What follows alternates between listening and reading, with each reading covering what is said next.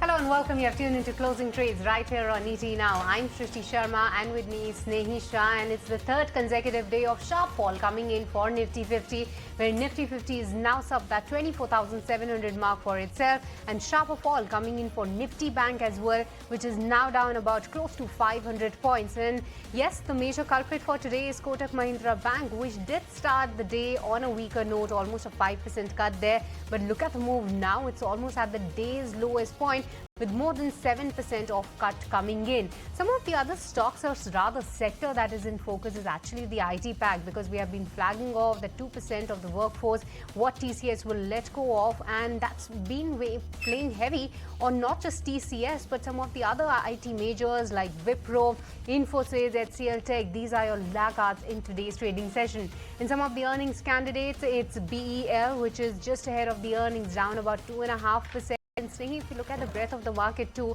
that's also not looking that great right now, because the number of advances in decline, if we see on NSE or BSE rather, that's indeed in the favor of the declines. Absolutely, Shrishti. And if you take a look at the moves we are seeing on the broader end of the market, also they are falling much more than the benchmarks. In fact, Nifty small cap is lower by about 1.5% as we speak. So steep cuts coming on that front. But while we are talking about the list of biggest losers, along with IT, you have the entire Nifty Realty pack. The real estate pack, Nifty Realty, in today's trade alone is down about 4%. Massive cut coming in on Nifty Realty today, led lower by Lodha. That's 5.3% lower. We were listening to their con call a few minutes ago, wherein they've said that their debt to equity is expected to remain a little high, after which it will start moderating. But that is something the street is not liking. Godrej Properties, DLF, Oberoi Realty, Prestige, Brigade, all lower by 4% each in today's trading session. So very bad day coming in for Nifty Realty. PSU banks also doing all that great. You have IOB, Union Bank down about 2%. Nifty Bank, Energy, Auto, all of them are in the red today. Truly, the defensives today are Nifty Pharma and FMCG. FMCG absolutely on the flat line, but still some names like Varun Beverages are doing better ahead of their earnings tomorrow. But you have Nifty Pharma that's doing pretty well in today's trading session. Laurus Labs being the obvious gainer in today's trade, a 6.5% uptick on the back of brokerage upgrades, as well as positive individual news flow as well coming in on that stock. So, well, that's the construct of the market right now, and Nifty has slipped below that 24,700 mark as well. Let's understand what has caused so much pressure in trade today and what can the outlook be for the rest of the week and in the near term as well. To do that, let's welcome on board Mr. Deepak Shenoy, CEO at Capital Mind Mutual Fund. And Deepak, hi, good afternoon. Thanks so much for joining us. What are you making of the kind of mayhem that we have seen on the market? Because key support levels are being broken on an intraday basis on consecutive days. So what's your take on the market right now, as well as in the near term? Any scope of a recovery now? Well, always scope of recovery no matter what. But I think one of the things that's probably weighing in right now overall perhaps is the lack of a deal with the US when Europe is apparently, I don't even know if they've done a deal, because you got announcements only from one side, not the other, and Japan and a few other things. So there's a lot of this, consternation happening, and it's generally very good. What we call volatility is like 500 points in the Nifty here and there. I think that's just like 2%. It's, if we don't move this much, where will we go? Honestly, 1%, 2% is not a big deal on an index level. Of course, some stocks are reacting to earnings, some stocks are reacting to generally low credit growth overall, though to be fair, the economy seems to be growing quite decently. We'll get numbers at the end of August, I think, about GDP, but in general, I don't feel that the economy is, meaningfully trouble or any of that sort. The results also seem quite okay, other than from some of the financials in the sector, and even there, I think there's a good and bad. Overall, we're not seeing miserable results in that sense, but we do see some elements that are concerning, whether it's government flow in defense orders, changes in the infrastructure story not panning out quite as much as we thought, and some of the other areas around IT does cause a short-term risk or a short-term fear level. However, I don't see this as long-term. I think all of these things will go away. The government will spend; they have to, and when the concerns around jobs. Every new technology creates jobs and takes away jobs. usually takes away jobs before it creates jobs. So it's just the part of the game. We've seen this in 20 years ago, and we'll probably see it now as well.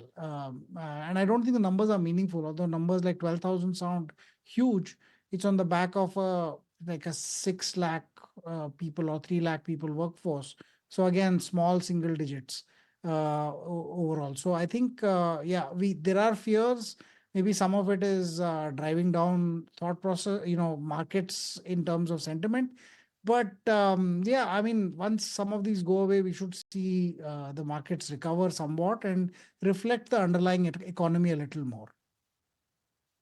Well, so much impacting the market. So, Deepak, let's pick it up one by one. Let's talk about the bank's earnings. Yes, there is the good and the bad, but the unfortunate part is that the good is a little few. Largely, you've got ICICI Bank and even HDFC to some degree at the dominant position, and then there are the rest. I want to talk about the disconnect within the large private banks as well, because what you've heard from Kotak and Axis is that there's a problem in the MFI segment, and Kotak especially, because the MFI segment for them is actually minuscule.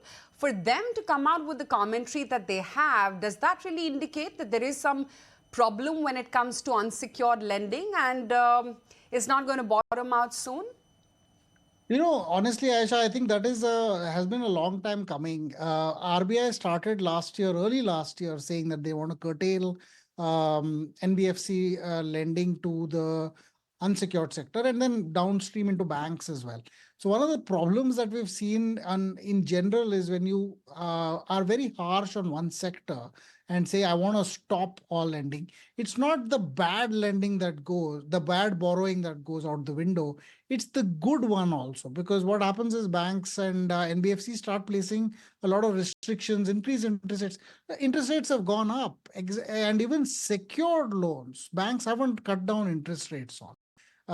We haven't seen a major cut down in the interest rates for even unsecured loans. And therefore, you're not getting good borrowers back into the system. And then if you have an increasing number of borrowers who are in some kind of stress, and the less stressed people are choosing to repay their loans and not borrowing anymore because you've increased requirements, made it onerous for people to apply because RBI was strict, then obviously the share of your bad loans will go up. I think they're being fair in this and saying that there is a problem in stress. But two things, RBI has removed a lot of the harsher mechanisms they've put around this. They've eased up on the regulations a little bit. Secondly, it takes time for some of these things to seep back into the system. So borrowing even by corporates is not taking up. The corporates are going to bond markets, getting better rates from there. Some of the SMEs are choosing to repay loans rather than have a large borrowing, even though it may hurt their ROEs. All of these are, I think, signs that the banking system perhaps has gotten a little more strict than it should, and they should ease up. If banks wanted, they could increase lending by reducing their rates. I don't know why they're not doing that. They're all quoting credit cost to us as if, just because they have some bad borrowers, they have to charge everybody higher interest rates. That doesn't sound, altogether sane. You do need to reduce interest rates for people to borrow better and for better borrowers to come into the system. So at this point, I think banks have themselves to blame to a large extent, and it's not that all banks are bad. So some people are doing well in this market, and I think you will have to have some of the bigger banks also take the lead in cutting rates for borrowers. I get that. But Deepak, as an investor, what do you do? Do you add more positions to ICICI Bank, HDFC Bank, or where you see pressure and the stocks falling almost 7% like Kotak is today, do you add positions there? Yeah, it's an interesting point because stock market falls usually tend to provide opportunities, but sometimes on the back of the fundamentals, they deserve it.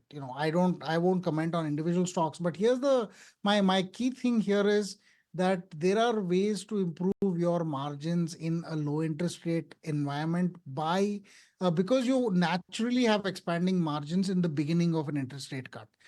Because what happens is your borrowing costs come down first, and then lending costs come down lending rates come down a lot later. And they've not really reduced lending rates meaningfully. So to the extent that banks have kind of enjoyed a little bit of that spread right now, they're not going to get that spread in the future when rates come down. So at some point, if I would prefer to go with banks that are being more aggressive in a market like this, because this is the time to gain more market share. RBI has also eased the regulations on unsecured loans, which is and also personal loans in general.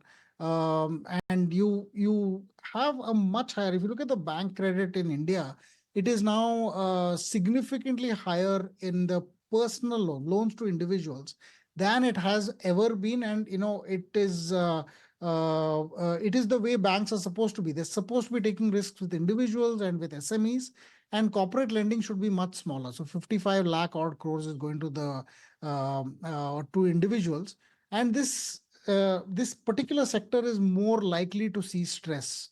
So if especially if you curtail lending to that sector. So I think at this point, I would go with the banks that seem to have demonstrated more resilience and have a more diversified portfolio. But in general, I would say the financial sector is perhaps less interesting right now because they're going to grapple with this for a while. The industrial sectors seem to be doing so much better. So maybe time to do asset allocation better rather than just focus on which financial to buy. Quite interesting there. So tell me what to buy then. What's the simple answer to this? I think the industrials are doing quite well. We're starting to get over. I mean, they're going to be trouble because if we get into an industrial economy, China is going to try and stymie us as much as they can because they don't want us to replace them in any meaningful way. We have the size, in the sense, potential to become a reasonable size. We're very tiny right now, but we also depend a lot on China. India is the largest textile exporter, perhaps one of the largest textile exporters. We get 99% of our sewing machines from China. So why does India have to not make any sewing machines at all is a concern. Obviously, we'll address that in time, but we should. And during that time, if China decides to stop sending us sewing machines, our textiles sector will have to wait till our own manufacturing sector grows up to a certain size before they were able to, replace China entirely. So there will be problems in this sector. But I think if you have a 5 or 6 year approach, anything in the manufacturing, defense, railways, spaces where there is manufacturing involved or creation of goods involved, I think that is where we're going to see a lot more potential going forward. Then the financialization of the economy. I mean, I'm very biased because we run a financial services company, but I think India is financializing almost every day, and over a period of time, you're going to see more and more people use digital finance to meet their needs, whether it is UPI, which has kind of become everywhere, but also for their investments. People will move towards more financial investments than towards real estate or gold. So that is another area where I think the infrastructure elements in the financial area are companies that may benefit in the longer term. I think those two are key, but not so keen on commodities or financials more than the established financial companies don't seem to be able to benefit so much, but the financialization is better. And then if things move right, I think our infrastructure story should also start to do well, though it's taken a long time. And honestly, I've been waiting and saying this for too long, but I think that will also come back. Yeah, lots in the pipeline and exciting times ahead. Deepak Shenoy, thanks as always for your time. We'll let you go on that note, and we're going to be chatting with Sharan Lilani as well on how the charts are looking. A lot of stocks cracking, markets pretty much around the session lows. We'll talk about all of that and movies on the other side.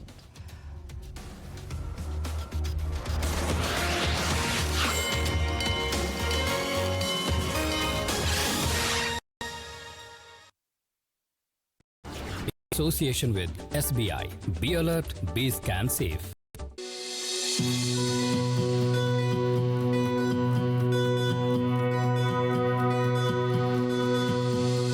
My name is Amar. I'm 48 years old. I'm working as an IT professional. Hi, I'm CA Ketaki Ketkar. I'm a lecturer in Somaya College. Found mutual fund a bit tricky at the start, but we started putting money into that. We started hardly with 500 rupees. So that was the first thing. Now it's into multiples. So few years we were not putting more, but after few years we realized, yeah, this is the instrument which we are looking for, which will help us to achieve our goals, like our retirement, our dream home, then our dream car, then my son's education. Now he's 18 years old. So we started investing in mutual fund. Then when he was at 8, we started investing for his 18th. Had we started saving it right from beginning, maybe we would have sufficient surplus amount with us to spend on our vacations. We both had dream of traveling across the globe. So from then we started thinking about all those things.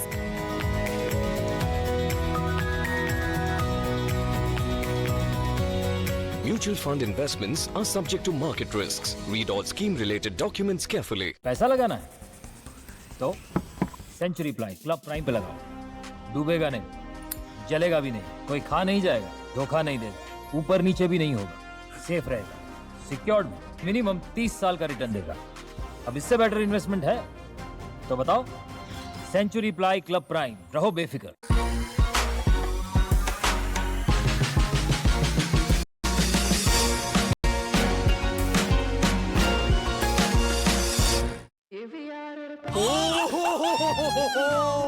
Kitchen fittings by Oswald makes the world go.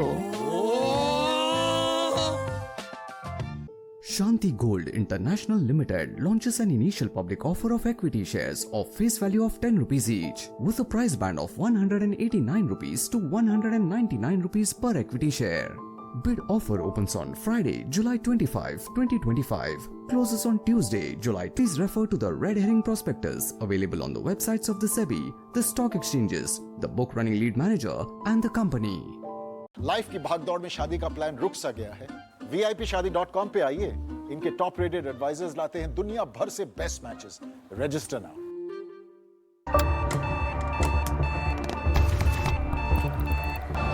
In today's world, businesses navigate invisible systems. Markets shift like shadows. Uncertainty coded into every move. This isn't a glitch, it's the new normal. But a few, they see the code. They know agility isn't a strategy. It's survival. Ambition isn't ego, it's fuel. Ascent isn't linear, it's exponential. They don't wait for certainty. They move through chaos. They become the disruptors. IDFC First Bank presents ET Now Leaders of Tomorrow, Season 13. Presented by IDFC First Bank, always you first. This is the drive of your dreams.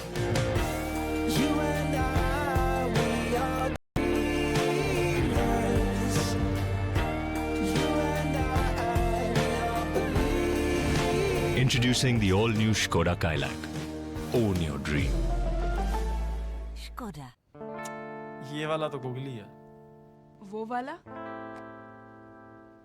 ये वाला तो sixer है। कौन सा flavour business बढ़ाएगा? ये खूबसूरत चिंता आप करिए। बिजनेस लोन की चिंता हम संभाल लेंगे। With collateral free loan and tenure up to 7 years.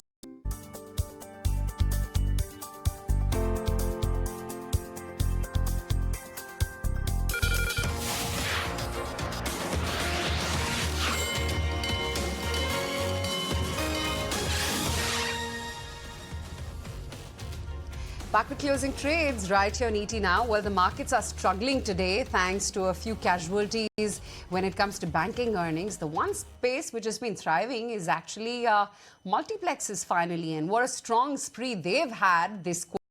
While most, they're still in silent period, so we can't talk numbers, but we can definitely talk about the fervor. And gives me great pleasure to bring on board Mr. Sanjeev Kumar Bijli, the Executive Director at PVR Inox, joining in on the show right now. Sanjeev, hi, good to have you on ET Now. And what a resurgence of audiences finally after a long hiatus. Must feel great. I know, it's amazing, it's fabulous. I mean, we're very happy. The summer season is always good for us, but look at the way the movies are rallying at the box office. It's incredible. First we had a lineup of Hollywood films, Superman and F1 and Fast and Furious that came out on Friday. But of course, everyone is only talking about the film of the month is Sayara, which has done phenomenally well. We're so happy. Still to catch up on Sayara, but tell me, let's talk about the Hollywood movies because I think the drought, so-called, got over with F1. Suddenly, this Brad Pitt movie came, and it was difficult to book tickets on the PVR app to try and catch a show. Tell me, what were the collections like? Because that's really been a craze this time. Yes, and I think the drought, so to speak, actually broke even before that with Mission Impossible that came out in May. You're right, F1 made about 100 crores in India alone. It's a phenomenal film, and to watch it on the big screen on IMAX is just absolutely delightful. That was followed by Superman, which has done about 60, 70 crores. And Jurassic World as well came at the same time. That was also rallying at the box office for us, which did about 100 crores. And now this Friday, the Fantastic Four. So Hollywood, and we always knew that will happen because the pause happened because of COVID and the writers' strike, and all these films got delayed. But they've come back in the true summer blockbuster bonanza time, and they've done phenomenally well for us and for the whole world. And it was so good to see because when you talk about Bollywood, I mean, mega superstars like Amir Khan chose to release their movie Sitare Zameen Par in the theaters. You don't know the OTT timeline. And, you wouldn't expect such a big release. And it came by after quite some time, quite a hiatus that you had Amir Khan come back to the big screens. And I'm sure that must have added to the numbers for you. Yes, absolutely. We're very heartened by not just the strategy adopted by Amit, which is to focus on the theatrical business and not, announce an OTT release date. And I think that's a very bold move. The industry has been very happy. We're very supportive of this move. And obviously, the content itself was very big and great. It resonated with a lot of people. It was such an important film and it was made so well. And that, of course, added to the admissions in our cinemas and has done a great business as well. 180 crores and counting. It's still running at the cinemas, and people are still coming to watch these films. Comes Sayara out of nowhere. Two new faces getting launched, and that sweeps everyone and makes everyone weep as well, from what I gather on social media. What are those numbers looking like, and what are they going to turn into? I believe the movie is in its third week. Yes, absolutely. I think so far till Sunday yesterday, we did a historical million admissions yesterday throughout our circuit, and it was just phenomenal. We kept tracking the numbers all day, and we were just so excited to see it go up. And now I think it's about 230 crores box office, all India. Obviously, 300 crores seems a cakewalk now because the movie still has legs. We have another week to go and then another weekend coming up as well. Our contribution has been over about 100 crores. And you're right, it came out of nowhere. Of course, it comes from a big banner, Yash Raj Films, and a great director, Mohit Suri. But it's definitely shaken up the whole industry and everyone is just going absolutely incredibly crazy about this film. Absolutely. So I want to know what the content pipeline for the quarters ahead is looking like. Is it going to end here? Or do you think after this, finally, as we just spoke about, the drought gets done and do we have a strong content pipeline? No, we have a very strong film lineup. We have Son of Sardar now this week, Dharak 2 by Dharma. We also have the big War 2 from Yash Raj again. We have Coolie from South India. So there are a lot of films coming out, Baghi and Jolly LLB in September. October's also looking very strong. And then all the Diwali films come out like Thama. So I think the lineup all the way till end of December is looking very, very strong. And it's just so heartening and to see people coming back to the cinemas because we've always maintained that there is no other way to watch movies but to watch them on the big screen with your friends and families and make it into a tremendous community experience. So we're very happy that people are coming back and watching these films. And I know in your silent period, so we can't talk anything beyond that, but I'm sure it's going to reflect on the numbers, ticket prices, and of course, F&B revenues as well. Looking forward to chatting with you after the quarterly numbers too. Thank you. Thank you so much. It was Thanks nice for your talking to you. time. Thank you. Okay, that's that on PVR. Seems like they're surely headed in for a strong quarter and maybe even the quarter ahead. But let's talk about the markets because that's not really looking like it's going to be in ship shape. We've got Sharan Lilane here with us. Sharan, hi, good afternoon. What's the market looking like? Today, of course, it's banks which are really weighing heavy. Yeah, good afternoon, everyone. Again, looking very weak on the chart. So 24,700 and looking at the way it is going, I think in the next 2 or 3 days, we can see levels of 25,500, which is more or less a very important support for the Nifty. If that goes, I think you will see a whole trend reversal coming in from everywhere. The result season has been not that great. Again, stocks, big stocks have been hammered like 5 to 7%, like they are more or less like SME or mid caps.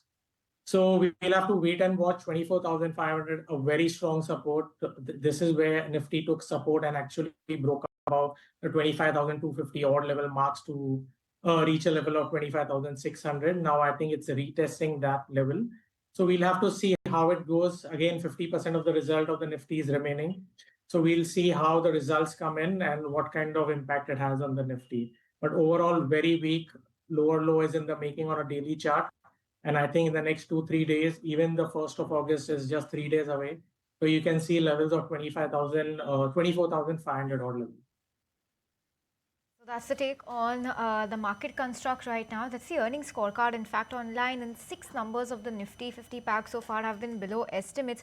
And that sentiment actually continues to weigh on the markets right now because even if there are companies that have come out with an inline set of numbers, most management commentaries have been very cautiously optimistic in the near future. So that is something that's not looking good for the market right now. Let's just revisit the sectors once again. And it's an even steeper cut coming in on Nifty Realty since we last addressed it. Hi, welcome to the show. We have Aditya also joining us of Invest4 Edu. Aditya, give us your sense on Nifty Realty and the kind of cut we're seeing. Something like a Macrotech is down more than 5% as we speak, quite the steep reaction to earnings. Where do you see some of these names like Macrotech, Prestige, Brigade, for instance, on the charts? Hi, good afternoon, Sneh. Thanks for having the show. My sense is markets will find its feet eventually. Talking of sector specific, they too will see some kind of a shift. So what we are witnessing right now finally is pharma is outperforming, diagnostic space is outperforming, and some spaces within the FMCG and consumer durables are outperforming. So there is clearly a shift in the sector, and my sense is IT too soon can form a base and start to outperform from here on once the numbers are out. Talking specifically of real estate, I think there could be some more pain. If we talk about the entire sector overall, looking at Nifty Realty, my sense can test levels of around 870 to about 860 on the downside on the index level. Talking stock specific, talking of Macrotech developers first, I think there can be some more pressure here. Already stock has seen massive correction from 1400 odd levels to about 1200 that it is currently trading at. Can slide all the way down to 1100 to about 1050. That is where I see the pain all the way sliding to. Talking of DLF, that too suddenly has seen a sharp downside in trade today. That is also looking a little bit weak on the chart setup, 4.5-5% down for the stock. Can test levels of 760, 755 on the downside. Overall, real estate as an entire pack can see some more selling pressure, but I don't think so. You will see an escalated selling pressure again in these sectors, a lot from these current levels. Maybe another 4 to 5% kind of a shave off is what we can see in these stocks from here on. And once they form a base after that 4.5 correction, 4 to 5% kind of a correction, it will start to see some kind of a buying again. So that's the take coming in on some of the realty counters, but on the bottom of your screen is Ajanta Pharma coming out with the numbers when the consolidated revenue has come in at 1303 crores, which is also in line with the street estimates, while even the net profit actually looks quite in line with the estimates. Ajanta Pharma is one of the counters that we are tracking, but apart from that, it's BEL which has come out with its number, and 996 crores is what the company has reported versus the Nifty Now poll of 920 odd crores. So the profit figure, the bottom line seems to be a little better than what the street was penciling in. Yes, of course, we'll watch out for more numbers, be it with respect to the margins as well as EBITDA. But before, Sharan, if you can help us with a quick chart check on Ajanta Pharma, the numbers look in line. What are you making of this on the charts? Srishti, on the charts, I think it's performing decently. Just recently broken about the 200-day EMA, now consolidating in a very tight range between 2,700 and 2,800. I don't know exactly how the results are, but a breakout about 2,800 will actually take the stock to levels of around 3,000 and even 3,100. On the chart, it's looking good. But I think since the results have just come, we'll wait and watch for another 15-20 minutes how the stock reacts to it. But a good breakout about 2,800 can take the chart to around 3,000 odd levels. Okay, so that's the take on Ajanta Pharma on the charts, but we're also getting some more numbers coming in from BEL. Let's pull up that stock. You have a PAT that's coming at 969 crores versus our estimate of 916.7 crores. So looking good on that front. If you take a look at the profit figure on a year-on-year basis, it's a 969 crore number compared to 776.2. So very big uptick on a year-on-year basis as well. Even for the net revenue, that looks like it's a 5.5% uptick, somewhere around that number at 4,417 crores compared to 4,198. So that's, well, yeah, that's the number coming in on the revenue front. 4,416 versus our poll of 4,800. So slight miss coming in on the revenue front when you take a look at BEL. Other than that, we'll have the EBITDA and EBITDA margin for you shortly once we have some more clarity on the numbers. But as of now, those are the numbers we have on BEL. A little bit of an uptick, slightly up from the day's low, but nothing incremental coming in, because while the PAT looks good, we still have a little bit of a miss coming in on our net revenue. In fact, a significant one at that, because it's coming at 4,400 thereabouts compared to our poll of 4,824 crores. So that's the first take coming in on BEL. You have the EBITDA number as well. That's coming at 1,240 crores compared to 1,151. That was our poll. So looking good over there, in line slightly on our EBITDA front as well. So far it's a mix set coming in on BEL, and the stock is reflecting that because we're not seeing a big of an uptick coming in on that counter. But let's also welcome Ashi Anand on board, founder and CEO at IME Capital. Ashi, we have limited numbers coming in from BEL as of now. I'm hoping you heard everything I said about those numbers. Any first takes on the stock and overall stocks from that sector? Yeah, sure. If you just look at Bharat Electronic numbers, I think the revenue has clearly been slightly lower than expectations, but this is not something that necessarily concerns us too much because the order momentum is clearly quite strongly in favor. The longer term macro tailwinds about indigenization of the very large levels of defense imports, that is a very, very clear structural kind of a growth trend. So I think one quarter miss for a company in a sector where there are such strong tailwinds is really not too much of a concern. That said, the other element is that margins have clearly been better than expectations. Now we've not had a chance to go through the fine print, but you have seen margins and profits both kind of outperform. So I think net the numbers are reasonably fine. This is a space that we actually do like quite a lot. There are limited opportunities available where you have very clear kind of growth visibility over the kind of next 5 to 10 years. And I think in defense, given the sheer level of defense imports, until Ukraine actually overtook us recently, India was the largest importer of defense equipment in the world. There is a very clear government initiative to indigenize imports, which gives a very strong growth runway for all defense kind of counters. It is a segment where orders can be a bit lumpy, there can be certain delays, etc., which could lead to some amount of quarter-on-quarter variations. But I think the longer-term runway for growth in this space looks very interesting. All right, so that's the take coming in on the defense counters. And yes, there has been an operational outperformance versus the estimate when it comes to BEL numbers, and hence the spike on that particular front, wherein EBITDA has seen a jump of more than 30% on a YY basis, while margins have also improved, and 28% is the new number, and a bit of a recovery on the stock price as well.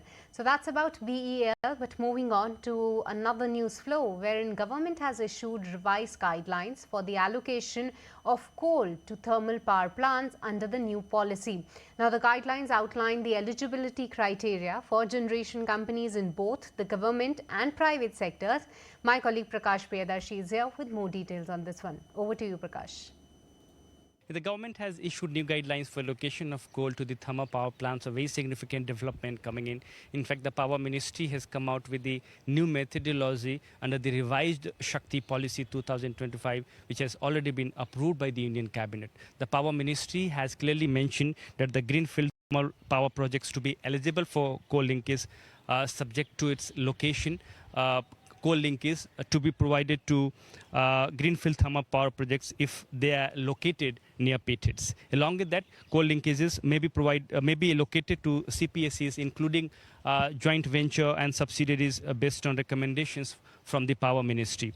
In addition to that, supply may be approved for under planning or under construction thermal power projects as well, and that will be extended to state generation companies, including their JVs and subsidiaries. Existing independent power producers with power purchase agreements may be eligible for coal linkage for setting up of new thermal units. Successful bidders for fresh power purchase agreements to be identified through tariff-based competitive bidding. As you are aware, that the Union Cabinet has already approved revised Shakti Policy 2024 for coal linkage to thermal power plants. Approved coal linkage will be provided to central and state generation companies at notified price, whereas linkage will be provided to all generation companies, including private sector, at a premium over the notified price. All right, thank you so much, Prakash, for getting us all those details. So that was about Coal India and the coal linkages that the government is planning, and a new policy could be at play. But Ashi, just wanted to have your take on the coal sector overall, and specifically the listed entity, Coal India, because of late nobody is really discussing about the PSUs, and such PSUs like Coal India, where in one point in time there was always a debate that because of the higher yield, the stocks might get rewarded, but of late they have lost the momentum. No significant news flow, and today as well we had the announcement from Ministry where the Coal India to reach 1 billion ton per year output target by 2026 and 27 was the announcement, but no excitement indeed. Anything on Coal India that you wish to highlight, that why is it that the stock is not performing?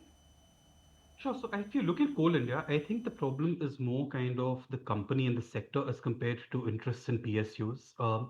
In spaces where there is kind of momentum in terms of overall business momentum, if you look at railways, if you look at defense, if you look at PSU banks, where there is a kind of earnings recovery and momentum, I think there is clearly interest in kind of the whole PSU space. Now, why is it that kind of Coal India is missing? What happens is, as investors, when you are sitting and trying to value a company, or even if you're looking at its dividend yield, what is really important is the longer term sustenance of those particular earnings and that dividend yield. Now, when it comes to kind of Coal India, you are kind of, if you're looking at it from a longer term perspective, there is a very clear transitioning which is happening away from thermal coal towards solar and other forms of renewable. I think this is a very clear kind of a path at a macro level, at a government level, individual companies, etc. So if incrementally new thermal power plants are coming up, right, the use of incremental coal from a longer term perspective, you may have visibility over the next 3, 5, 7 years, but if as a fund manager you can't sit and understand what earnings are going to be 10, 15 years down the line, and you're questioning the very longevity of the business, I think that is the core concern.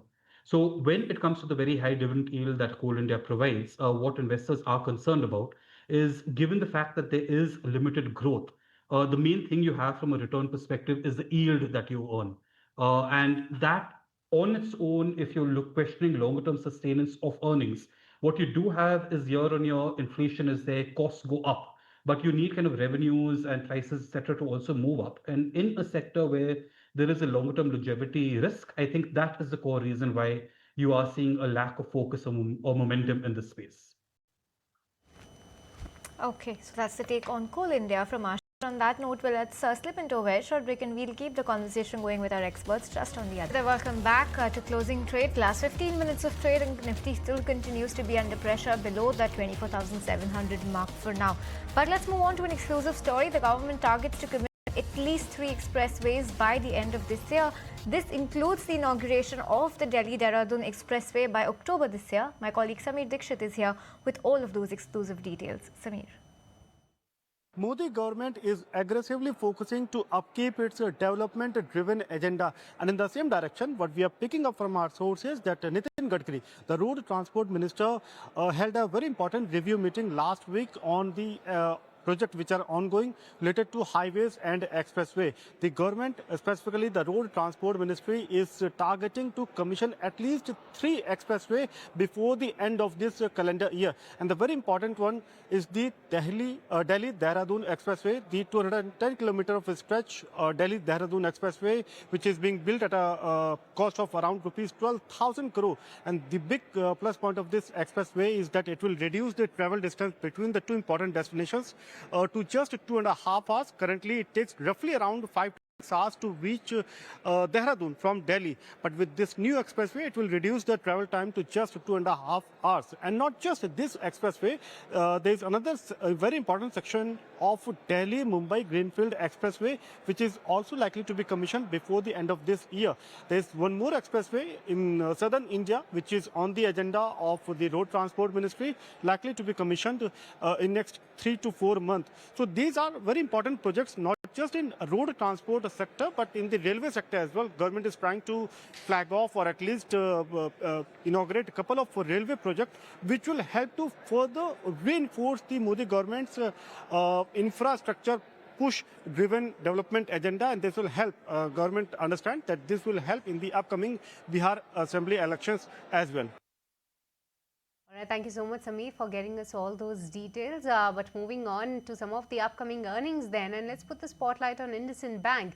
Expected to record a sharp drop in the Q1 numbers, with profit likely plunging that 67% on a YOY basis to 715 crores. The net interest income could fall nearly by 20%. But what are the other internals looking like, and what is the street penciling in?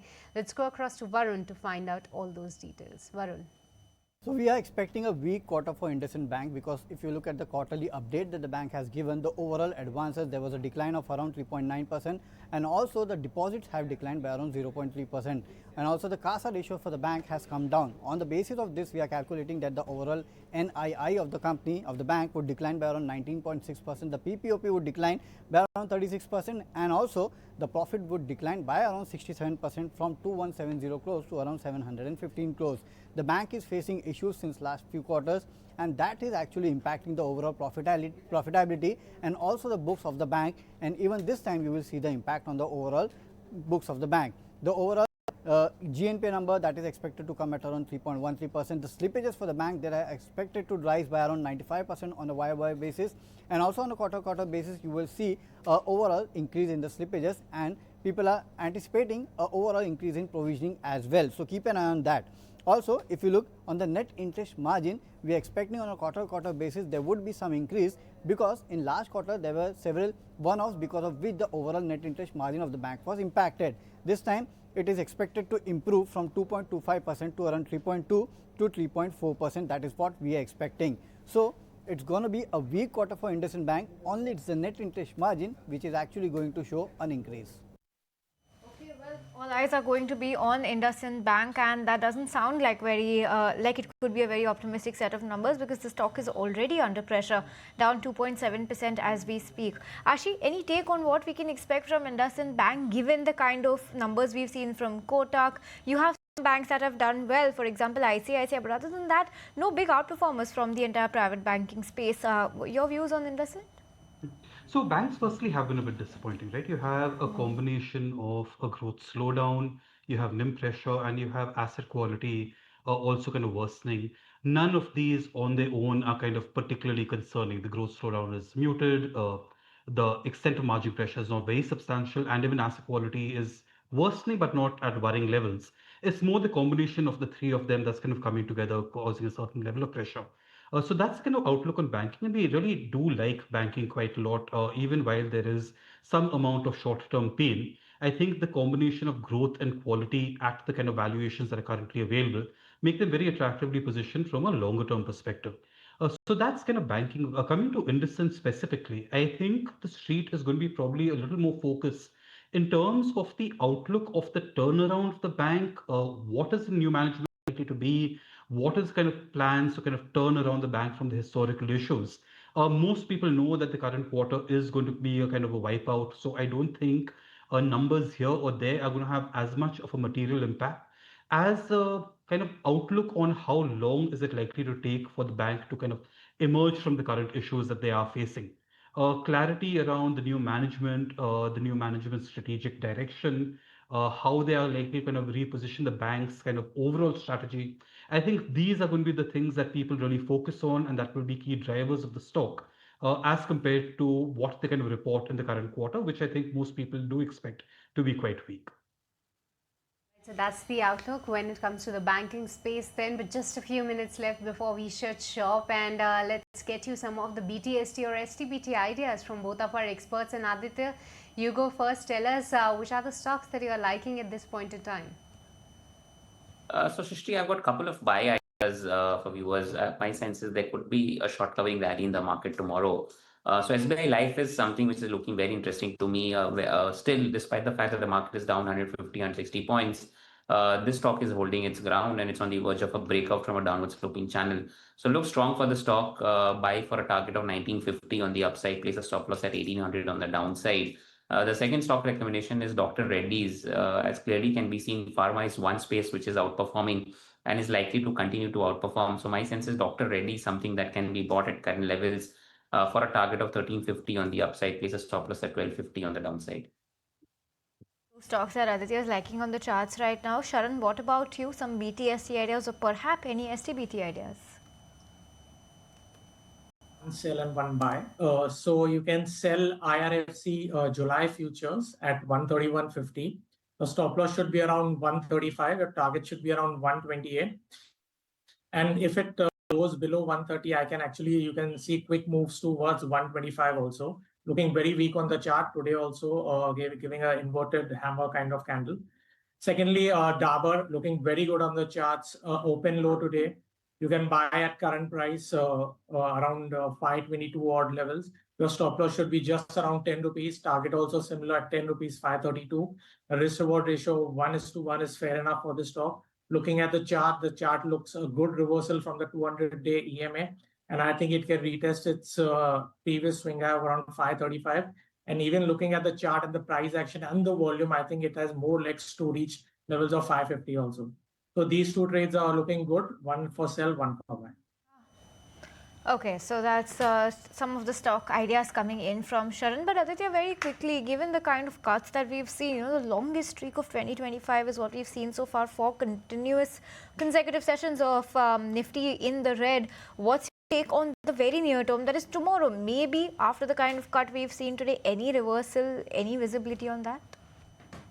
Chances are we could be in for a gap down opening again, Sneh, but closer to about 24,500, 24,600. My sense is you will see a short covering rally in the markets. Little oversold as we speak. VIX has already spiked the way it was supposed to spike, closer to about 12, slightly above 12 as well.